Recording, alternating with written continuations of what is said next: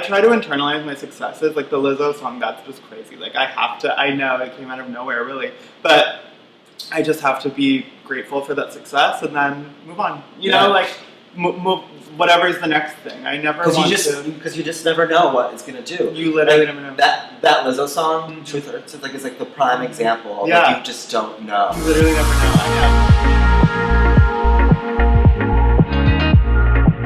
Hi, it's Jon ALi, and today we are on track with Jesse. Say, Jon! Hi, how are you? I'm good, how are you? Good. How's your summer going? It's good. I forgot, I'm not like a seasonal shifter, so to me summer is the same as, fall and winter, it's all the same. I mean... How about all the Pride festivities? Yeah, it was amazing. I didn't go to World Pride because I did LA Pride, and I feel like it's always Pride-ish in my life. Yes. So I didn't go to World Pride, but I miss it. I regret it. And I know all my friends I don't actually regret it, but I know all my friends had an amazing time. So, everyone's been like hopping around. I know. And the gigs, the shows, all of it. Yeah, the Gigorama and the Conflamery. I know. Everyone's in London now. That's right. And then I know a lot of people here are going to San Diego. I know, I feel bad. I missed an email that was trying to book me for San Diego Pride. And it's okay. Sorry. I know, you guys will see later. It'll be amazing. But this is all like pretty familiar to you because you've grown up here. You grew up in Orange County. Yeah. I grew up in the OC in Santa Ana, / Irvine. So, I'm from Southern California, and I'm happy to be from here. Yeah. Even though we're shaking right now. Yes, I missed out on that gladly. I know, huh? But it's fine, no. But growing up here, like you were happy, like family life, all that. Oh my stuff. God, the best. I mean, my mom and my brother and sister are my best friends. Like we are this core unit, and I'm just so grateful that I have that support system. And what is your mom? My mom is named Ginevra, and she is like, I know, she's everything. She's this. I mean, mom. I have mom tattooed on my neck. I'm possessed by her. Yes. She is this fierce spiritual, like she's a perfect mix of like Oprah and Regina George, but then she's also so spiritual and centered and beautiful, and And then my brother is like this amazing sort of self-taught techie kind of amazing mad scientist, and he just did the lasers. He does laser shows as well as doing a bunch of other stuff, but he just did the lasers for the Charli and Troy show, the Go West Fest. That's amazing. I know. And then my sister is an author and a superstar and a spiritual being and a gorgeous model. And wait, that's amazing. So all of you guys kind of landed in like some creative fields. Yeah, totally. We all just fell into, like, none of us are, bank tellers or anything. We could be, but we're not. And was it dope? I mean, a lot of bank tellers. They do. No offense to any bank tellers. No. I wish I had that skill. I pay people to do that now, which is, But like, I'm assuming it's because maybe like your home base was just like, it was like nurturing to all that, like kind of like letting you do what you wanted. Super encouraged to explore whatever benefited, whatever we felt comfortable doing, which is, you can't ask for more. Yeah.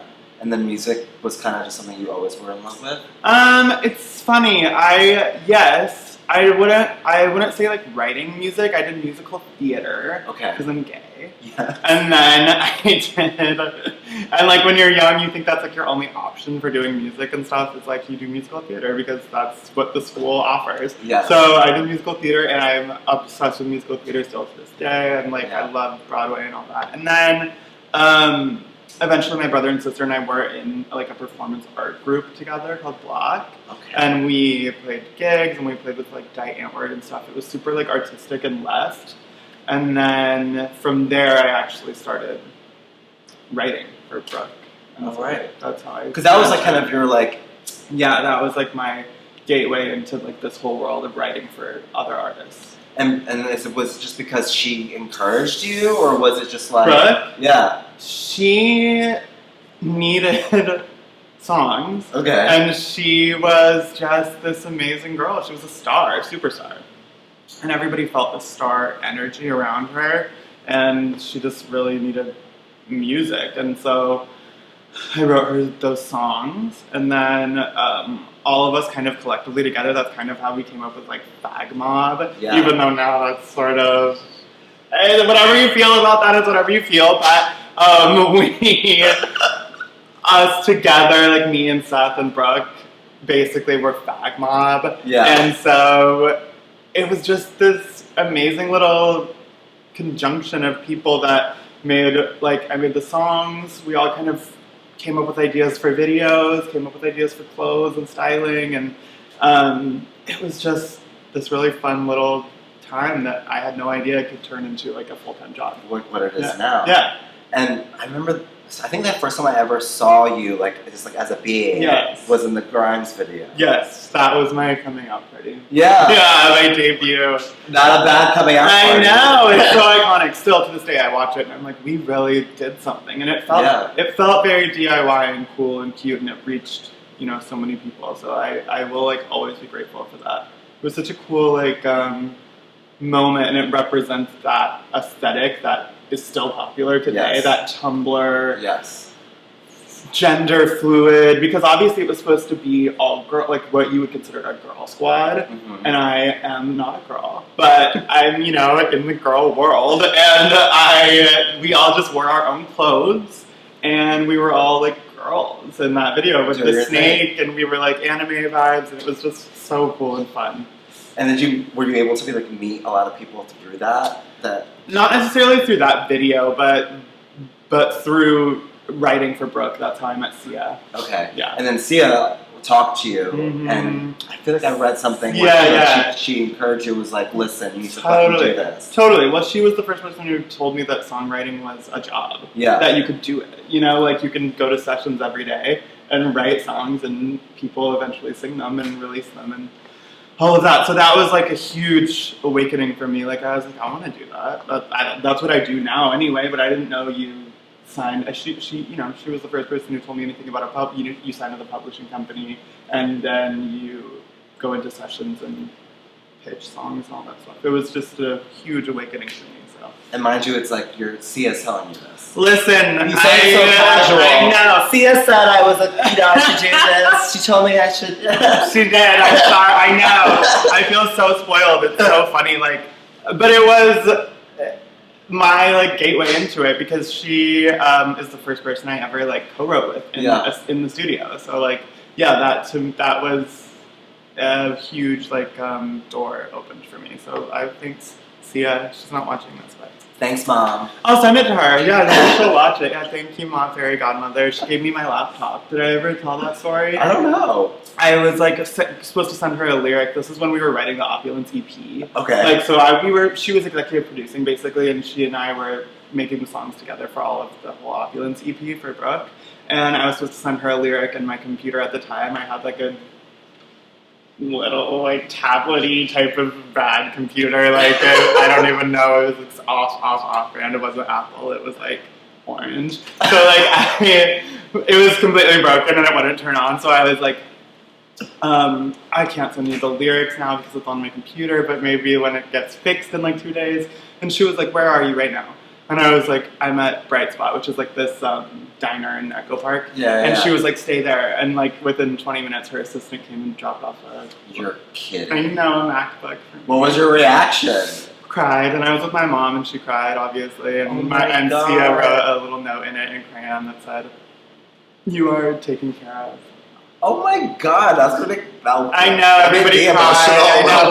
No, but it just goes to show you don't have to be evil and nasty to be a A-list person in this industry. It was a huge awakening for me in that way, because I just always kind of thought like, oh, to be big in the music industry, you have to be cutthroat and, you know, feelingless and leave people behind, and she is not like that at all. She's like the sweetest person I've ever met. That's why she is who she is. I agree 1,000%. That's why she's the Sia. So then Brooke kind of like laid out the foundation for you. And totally. And Sia. And then when was there like kind of like a moment where like were you like fighting to get into these sessions or like? I basically was just like the new kid in school. Like I had nothing Like, I had no idea, like no preconceived notion. I just was going in there I would do any session. I would go to like one session at 9 a.m., one session at 3 p.m., and one session at 9 p.m. Like I was like, I will go to any studio, I will write any type of song. And still to this day, I kind of treat it like that. Now I'm obviously really picky with my writing, which I'm lucky to be, thank God. But I still to this day, I'm like, I'll try it. I'll try any type of session because I love all genres of music, and I also think that music is completely genre-less. Like, I'm not obsessed with, like, this is pop, this is rap, and this is whatever. Like, just because it's all one. There's all, everything borrows from each other, and it all feels so similar, similarly different, you know? No, and I feel like nowadays, more so, I feel like that's becoming less of a thing. Totally. Thank God, in a way, because it just... It's better to not limit yourself. You never know when you're gonna have a hit or connect with people. You know? Yeah. That's why I love that BB Rexha's biggest song is like a #1 country song for like 12 weeks. Isn't that crazy? Still to this day. And I remember when she was first starting out. Me too. I'm a massive fan. Like she's just so talented. I know, but like it's crazy. It's crazy. So was there like that's a lot of work going into a session, and you don't know who you're meeting. Yeah. You don't know how you're gonna connect. Do you maybe have do you set yourself up maybe depending on what the situation is? That's so funny. Now I don't at all. You kind of just I'm here. Yeah, and I'm luckily at a point where it's kind of like people know either what I am or what I've done or or they kind of know me. I especially now work with a lot of people that I already know. Yes. So, but in the beginning, I was just so naive. Like, I would just show up and be like, set up the track, I want to do it. Like, I was just so, gung-ho, and I would do literally, anything. So, I didn't really prepare. Luckily, I'm very from the world of rap, which is, freestyling, coming up with stuff really quick, filling in lyrics and stuff. So, luckily, I have that background. So, for me, it's easy to kind of go in and make stuff up on the spot, which is fun for me, but also... it can be a lot. And some people are like, okay, slow down, I didn't really get a chance to catch up with you. Yeah, I hear everything that you said or whatever, but my brain just works like that. I write really, really fast. That's amazing. Thanks. And then was there maybe a moment, was there a specific session that maybe sticks out in your mind where you're like, yes, this is exactly what I need to be doing, and I feel really good here. Totally. I think I had those a lot, I basically started doing sessions in 2015. That's when I would say I really started going every day. Before that, I had really only written for Brooke. Okay. I did all of Brooke's songs, obviously. Yeah. And so up until 2015, I had just done Brooke stuff, and then in 2015, I signed with Sony. Yes. So then I just started going into all different kinds of sessions, and every time I felt like I was proving myself, so I felt really grateful. I was like, okay, I not only no one told me I can do this. I just said I could, and I did it. Yeah, totally. Nobody picked me out of, because I didn't go to Juilliard or anything. I'm not some classically trained person.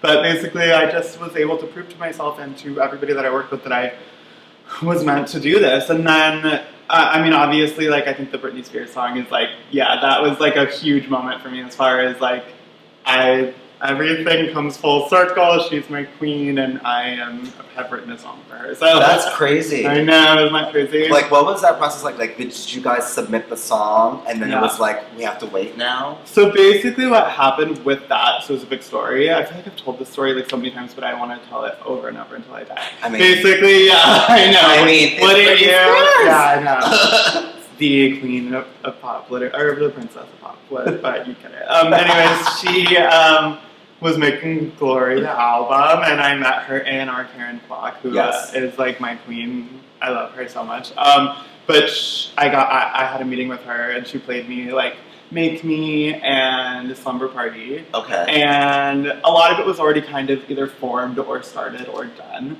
And then I was like, I want to be on this album so bad. These songs are so good. It's not even it's a bad Britney album, but I still want to be on it. She doesn't have a bad album, but you know what I mean? It's not even like, I was really inspired by the music that she was making for the album. So I just really wanted to be on it. And basically, like, long story short, I submitted a song for her. She was ready to cut it, and then Charli XCX released it, and it was Secret on her EP. And so I was like, this is normally really awesome, but I kind of heard this song for Britney Spears, and Karen liked it for her. So then I told Karen that, you know, Secret already is coming out with another artist, and she was like, well, you better replace it. And I was like, that's a lot of pressure, but also thanks for like still thinking of me. So I was like, what are Britney Spears' favorite songs at this time? And I know she loved like Selena Gomez and the BB Rexa, David Guetta, Nicki Minaj song. So anyways, I was like, let's try to make something like that. So we made Love Me Down, sent it. Karen was like, this is incredible. This is the last song on the album. I know, isn't that great? And then honestly, it was such a short turnaround because it is like a lot of times you are hearing that a song is coming out and you haven't heard the final vocal, yes, or it just kind of exists for 2 years, or it gets leaked, or you know, you just don't have control over it at that point. And that one, literally, like, she cut it, they basically mixed it, finished it, and then like I think maybe a month or 2 months later, they announced the track list, and that's insane. I know, it was incredible. And I mean, people, like, I feel like Britney fans love that album. Yeah, me too. I mean, I'm a Britney fan, so yeah, and the fact that you could go to your grave. I will. You wrote for fucking Britney Spears. I will 1,000%. When I go to heaven, Jesus is going to be looking at the list of my accomplishments. I'm going to say, the Britney one, did you see that? That's all I did. I mean, like, Britney was kind of just like the start. Now you've written for like Camila, Lizzo, like. Thanks. All the girls. The dolls. The dolls. Yeah, I know. I'm really lucky. And like, it's kind of funny. It's sort of a testament to the kind of music that I like because I listen to those girls. Like, so I think I'm the perfect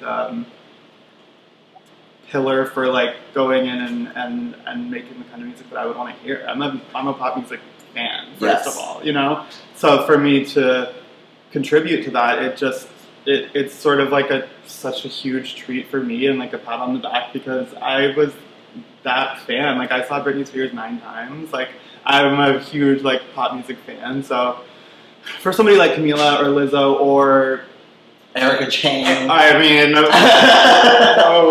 whoa, you can't just wallop me with like an A-list fucking Grammy. I mean, honestly, she is one of my favorite people that I've ever gotten to work with, and I love her as a person so much. Yeah. She's such an incredible artist, and like, I just love her. I genuinely like listen to her almost like every day. Like, I love her music. She's a boss. Yeah, she really looks is. immaculate always. You know, it makes me want to cry. And the She's so beautiful. And the videos are so fire. So fire. She gets it. She's one of the people who like.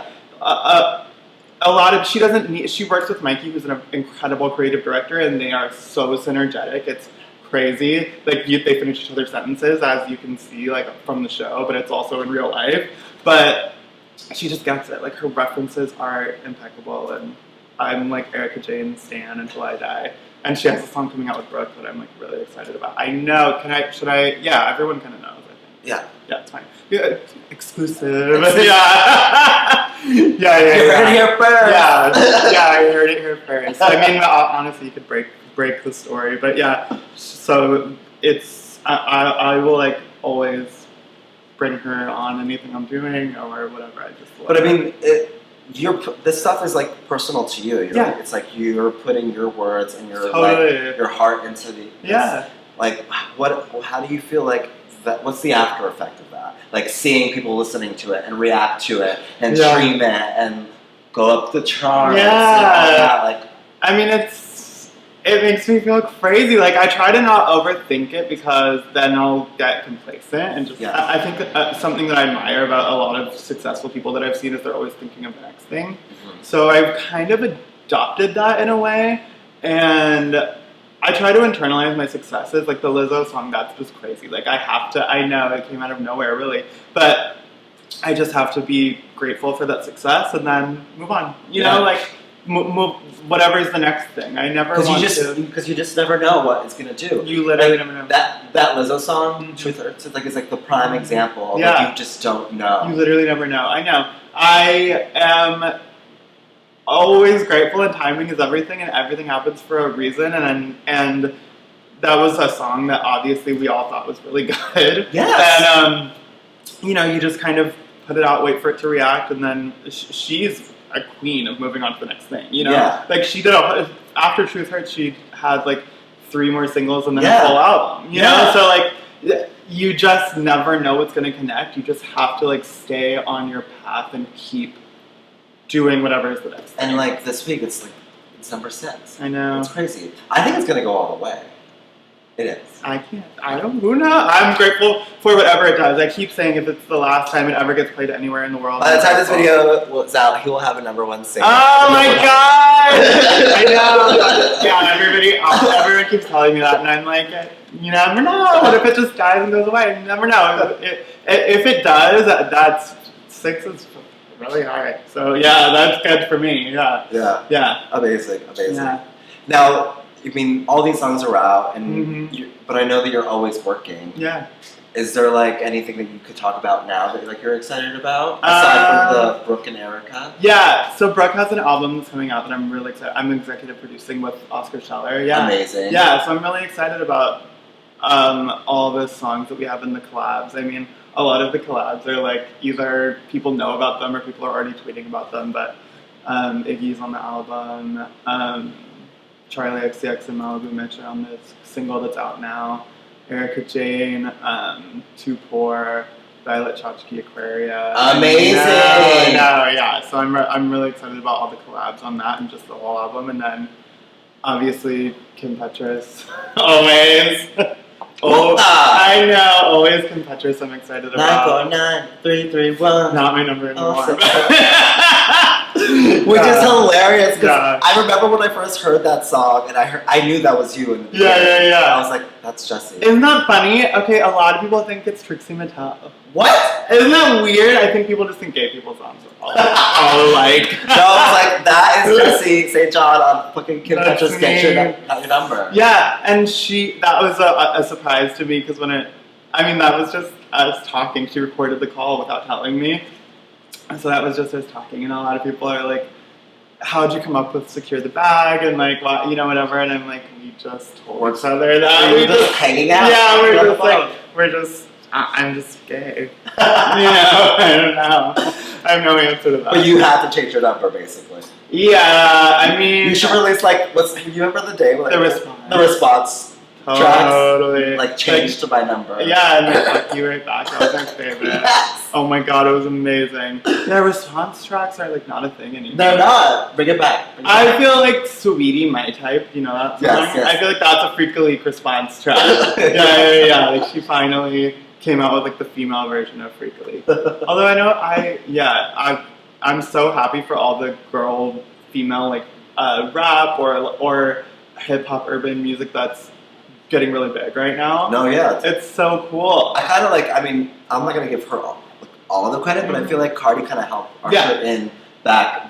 Totally agree. All that back in. Totally. Like, Nicki has been the queen for like the last 10 years, and she has been holding it down for rapping girls, and she's incredible. She's always a queen. And then it feels like Cardi, once another female rapper came in and we were ready for more. It was like, okay, cool, there's room for tons to come in. Exactly. Which is great.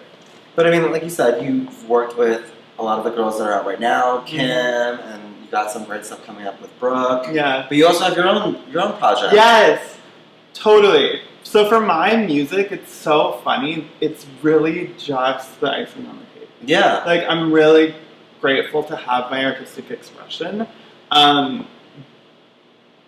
And to have it be out and be received so well, and I just did it myself. I don't have a publicist or somebody pushing it. I'm not doing it through a major label. I'm just doing it myself just for fun. Just because I was like, I want to write something that I wouldn't give to somebody else. Yes. That I would do myself. Mm-hmm. And so that was a process of figuring out what that was. You know?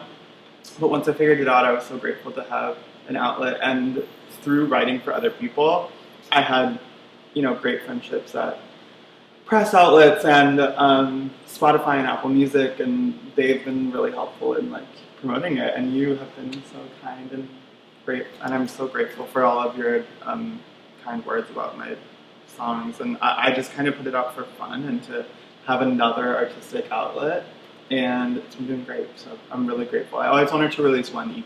Yeah. That was like my goal. Like I was like, I want to have one body of work where it's 5 songs that work together. Yeah. That was just my goal. I had a vision, and I just did it. I put out. And what I love about it is like, yeah, you do write for a lot of people. Whereas a lot of the time, it's writing for someone else's perspective. Yes, totally. And this is 100% yours. Yeah. And it does. You feel it. Oh, thanks. Me too.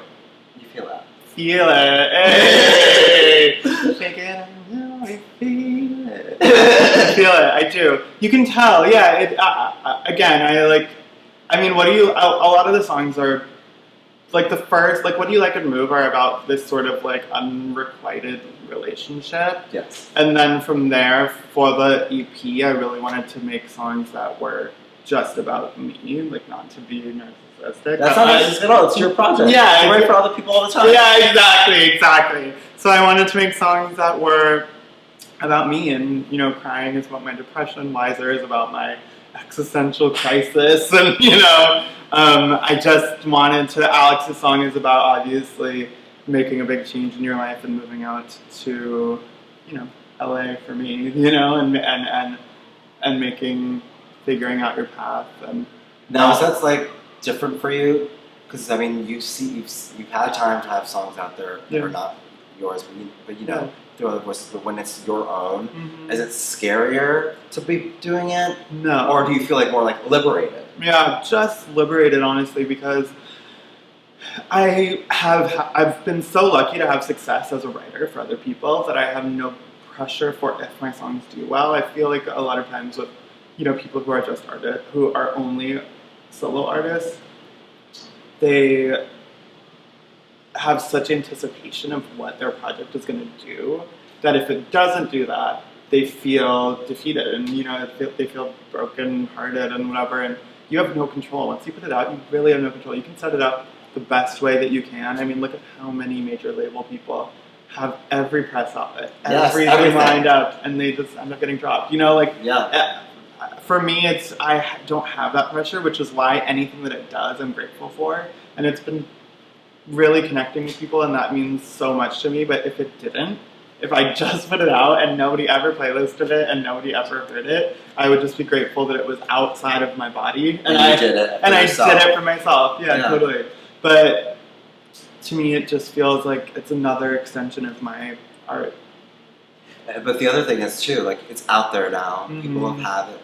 They're consuming it. Yeah. And they're already asking. I know, isn't that so crazy? And I kind of thought to myself, okay, I'm going to put out an EP, and then that'll be it. That's my EP. I did it, I'm not really, and I got it out. It's 5 songs, and then obviously I put it out, and people are like, where's the rest? Like, I'm like, wait, it's out now. Like, it's out. Like, this was hard enough to get to this finish line, but it speaks so much to the way that people consume music now. It's just sort of like, okay, what's the next thing? It's crazy. Yeah, which is why I love the way Kim did the whole thing. No, that was so smart.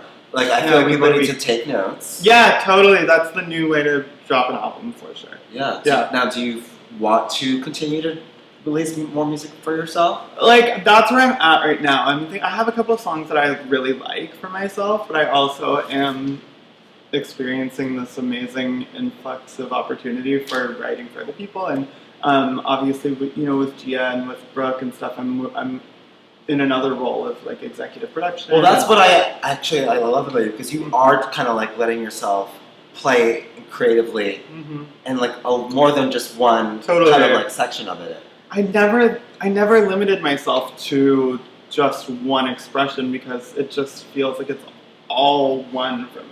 Yeah. Like, when I write a song, I can see the video, and when I see the video, I can picture the clothes, and when I picture the clothes, I can tell the setting that the video is going to be in.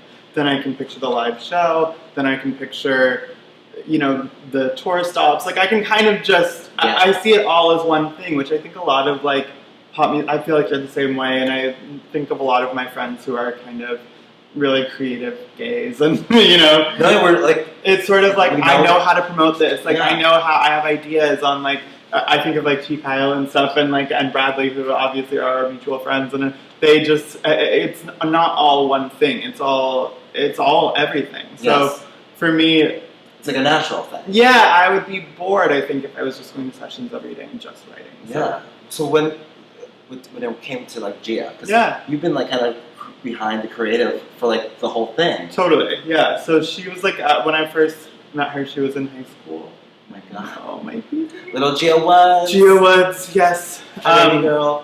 Who, by the way, stream Feel It. I don't know if they stream Feel It. Stream Keep It Coming. Sweet, yeah, keep on coming. Yeah. But so for her, I met her when she was in high school, and I just I had this vision right away, and we did Only a Girl in like 2015, I think it was. Isn't that for like ages ago?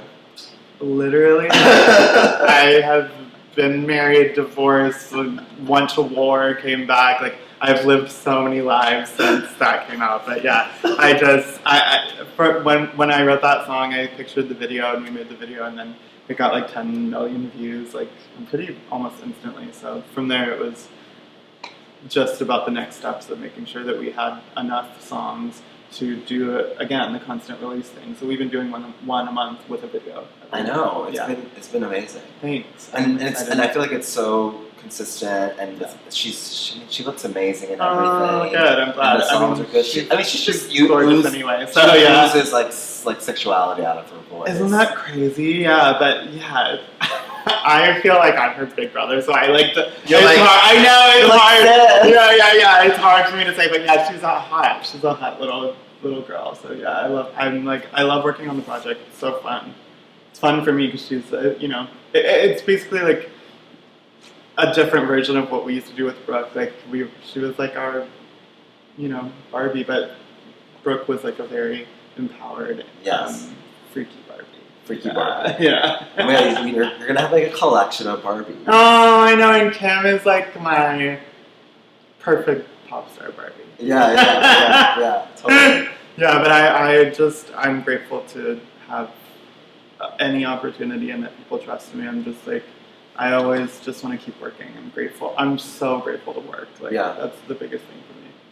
And now you're at a place where you like you said, you can be a little bit more picky. Yes. About the rooms you decide for yourself. Yeah, thank God. Yeah. Although it's fun to try a bunch of different stuff because you never know what's going to work. So, I mean, if I didn't do those sessions that were bad, I wouldn't know what I actually wanted in sessions. So, yeah. Do you have, like, a room where you're, like, or an artist that you, like, want to? My biggest, really bad to? Yeah, my thing right now is Lady Gaga. Oh, my God. I know. Again, I don't want to jinx it, but it keeps coming up, and I keep wanting to make that happen really bad. Hey, you're speaking it to existence. Totally, and every time it's time for her to make it, she writes alone a lot, which I respect, and that's why she's had such an amazing career. But I'm like, I promise I'll do really good if you let me write with you. Yeah. Lady Gaga, that's a big one for me. I would love to work with her. And Megan Thee Stallion, that's like the next one I want. Oh my God. Yeah. Blowing up right now. I have been a fan of her. So like, I'm so proud of like, and not proud because I don't know her, but you know what I mean? Like, you're happy for her. I'm so happy for her. And like, as a fan, I'm proud of her. But that's the next one I want. And both of those are kind of like in the works. Like her people are talking to your people and whatever. So hopefully all of that comes to existence. It's in the sphere. Yeah, and I can help write a duet for Lady Gaga and Megan Thee Stallion. Oh my God, that would be amazing. How amazing would that be? I know. Fingers crossed. What about you though? Maybe like since you're not focused so much on your own personal stuff, is there anybody would you want to like hop on their song? Oh my God, it's interesting. Like when I was figuring out the collaborations for my project, I just worked with my friends, like who I know my voice would be good with. Yeah. Who would I want to feature with? Like let me hop on your song, sis. Oh, sis. I mean, Sakima. I'm like a massive fan of.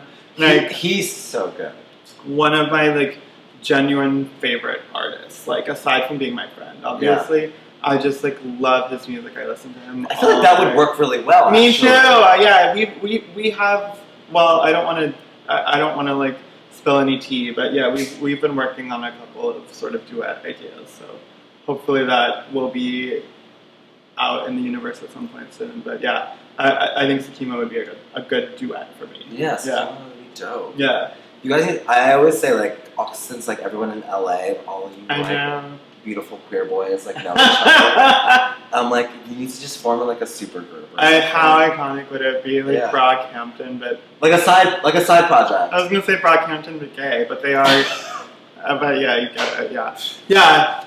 There is a secret song, and I don't want to spill the tea, but like there is a secret song that's me, Sakima, Vardon Aurora, Bronze Avery. I know. I'll play it for you. It's like not. It's very not me. Okay. Yeah. So that's why I've kind of been happy to let it simmer for a while. It's just so not me. Like I kept when it came time to put together my EP, I was just like, this song does not fit. Like it doesn't work. It doesn't sound like me. But hopefully that will at some point just sort of be out in existence. Yeah. That's amazing. That's exciting. Yeah. See, I love that. I love that you guys are like in this. Me like, too. You're celebrating each other. Me too. And you're celebrating. Well, that's a lot of how I found a lot of you. I know. I'm just like seeing everybody share each other's work and celebrating each other's releases. I always say I don't think any success that I have is just for me. Yeah. I think my success is for me to amplify other people's voices. Yes. I'm so grateful to have any opportunity because I was given an opportunity. So any opportunity that I get, I want to pass it on. I'm putting together sessions now in LA for LGBTQ like artists, writers, and producers. That's amazing. I know, I'm so excited, and we're inviting people from the LGBT Center to come in and watch the process. Wow. I know, so it's a bunch of kids who are amazing musicians who are in the LGBT Center program who are, experiencing lesser privilege. So they're going to come in and see the process, and we're going to write with them. That's incredible. I know, so I'm so excited for that. And then, I just want to make events and opportunities for other LGBTQ people. Because I was given an opportunity from nothing. I come from nothing. Like, I come from, no opportunity. So I'm grateful. But you're also, like, the result of putting in the work and believing in yourself. I totally agree. I think I think if you're waiting for somebody to tell you that you can do something, you're never going to get that. You're never going to do it. You're never going to get somebody just saying, I'm going to give you this for free. I'm going to just offer this to you because I want to do it for you. Yeah. You have to prove why you are able to do it. And I get a lot of people who obviously reach out to me and they're like, I want to make a song. Yeah. And I'm like, go ahead then. Do it. Make a song. I'm like, do you mean you want me to make you a song? Like, you have to tell me, you have to show me, like, why I should invest in working with you because I only have, so many hours in the day. And opportunity comes to people who make opportunities for themselves. Yes. So prove why you deserve to be in this industry because everybody wants to be making music and it just doesn't happen for everybody, but people make opportunities for themselves. But I want to have an outlet to make opportunities for people. No, that's amazing. People, it's like a leading by example situation. 1000%, totally. Like, yeah. We're all out here just trying to do our best and like live out our dreams. But totally. also like there's work that goes a lot of it. And you never want to feel like you got an opportunity because you just lucked into it or somebody just handed you something for free. Yeah. You have to prove why you earned that spot. What do we got next? That's such a good question. I mean, just more stuff. I know. Are we gonna see shows at all? Like, I'm not doing a ton of shows. I'm doing one show on the 20th this month. Okay. And as of now, again, I'm not I missed that San Diego Brain show. But I'm not super duper pursuing that right now. Yeah. I'm more just sort of working. I mean, you're gonna see a lot of my work everywhere. Yeah. Which is. But that's great. Yeah. It's exactly what I want to do right now. So, just more work, more videos. the top 10 all written by us. Yeah, exactly. I know, isn't that crazy? Let's just do that. Yeah, let's just do it. I'll see you on the charts. Yeah, that's it. Well, you heard it here first. Jessie St. John is gonna take over the world. Pop, you ain't ready. Yeah, Pop. Yeah, listen up, Pop. Pop. Pop, you ain't ready, sis. Secure the bag, sis. Secure the bag. No, let's just say thank you so much for taking this time. Of course. Thank you for coming. Amazing. I hope you don't experience an earthquake here. No earthquake. No, they're done for now. Yeah, they're done. Right? Don't give me that face. Thank you, Jessie. Thank you. Bye.